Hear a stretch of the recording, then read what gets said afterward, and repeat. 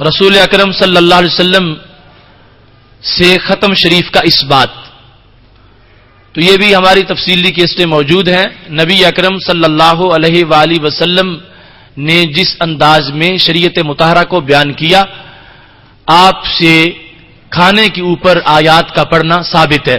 صحیح مسلم شریف میں ہے کہ جس وقت ایک جنگ کے موقع پر زادیرہ کم ہو گیا اور یہ تجویز آئی کہ اونٹنیوں کو ذبح کر دیا جائے، تو حضرت فاروق اعظم رضی اللہ تعالیٰ عنہ نے کہا کہ یہ تجویز درست نہیں ہے، پھر ہم سفر کس پہ کریں گے؟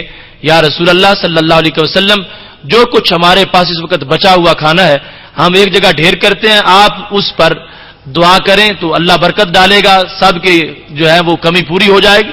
تو اس موقع پر سارے قافلے والوں نے جو کچھ کھجور یا کوئی ٹکڑا روٹی کا بچا ہوا تھا یا کھجور کی گٹھلیاں وہ ساری اکٹھی کی، تو اتنی ڈھیری بنی جتنی کہ بیٹھی ہوئی بکری کا جسم ہوتا ہے۔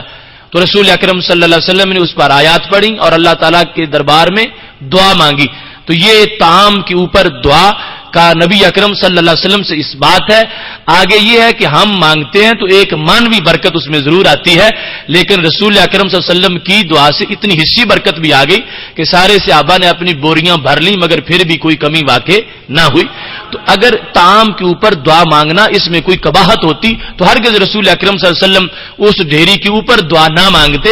نبی اکرم صلی اللہ علیہ وسلم کے عمل مبارک سے ثابت ہوا کہ جب ایک طعام پہلے ہی حلال ہے تو قرآن مجید میں معاذ اللہ کوئی ایسی بے برکتی نہیں کہ حلال چیز کو حرام بنا دے کہ اس کا ختم پڑھا جائے تو اس کے بعد کوئی حرمت واقع ہو جائے۔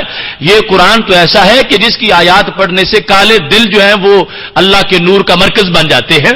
تو یہ قرآن جب کھانے کے اوپر پڑھا جائے تو کسی مومن کو کس طرح کوئی تردد یا شک ہو سکتا ہے کہ کیا اب اس کھانے میں کوئی گڑبڑ ہو گئی ہے؟ ہرگز کوئی ایسی صورتحال نہیں۔ یہ ختم پڑھنے سے عظمتیں زیادہ ہو جاتی ہیں، باقی ایصال ثواب کے ایک کا عمل دوسرے کو فائدہ دے سکتا ہے۔